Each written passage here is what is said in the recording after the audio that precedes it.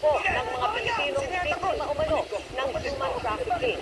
IT expert daw sa Taiwan at Walang sa Senado ang mapait na sinabi ng ilan nating kababayan na inalok ng trabaho sa Thailand pero dinala sa Myanmar at ginawang scammer.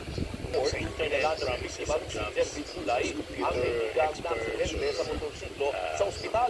Pero nagkaroon sila ng pagtatalo ng gwardiya dahil naman sa part and sa tayo naman sa pangkuhan ng ospital kung sasagawa na sila ng investigasyon at nakikipag-ugnayan na ang DFA sa mga pinauukulan para sa agarang rescue sa kanila. Paalala ng DFA sa mga gusto magtrabaho abroad. ang pagsusunod Kailangan nila ng ang isang bodega sa kailangan i-process yan.